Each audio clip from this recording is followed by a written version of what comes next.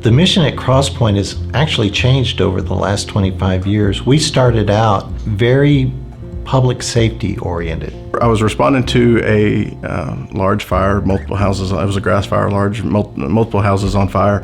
Was talking on the radio at the time and watching the fire and seeing what was going on. Drove off of a hill and the vehicle, rear end of the Expedition came off the ground. And we ended up going through a pipe fence and took out a peach tree and a couple other things. And when the vehicle came to rest, the console had broke loose. The doors were jammed shut and it caught fire.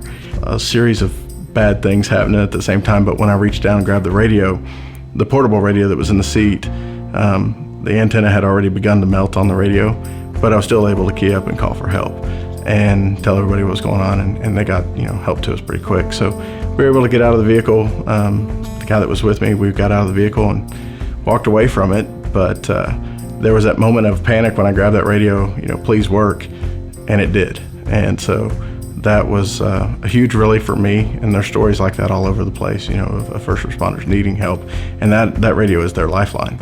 And so that makes a difference. It doesn't need to work, it has to work.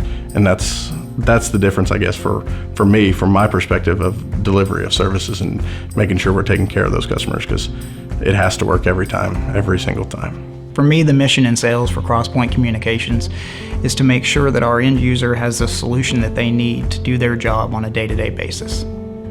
I think the mission of Crosspoint, as far as field service is concerned, is to keep customers talking.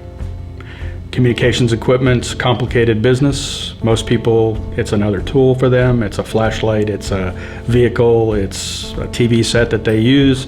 They don't really want to think about it, but they do know when they have problems and they're not working right, they need to be able to pick up the phone, call somebody, and have those problems solved. That's what we do here. So we understand that our technology has to work just as well for the commercial side of our business as it does public safety. So that's why we treat everybody just the same.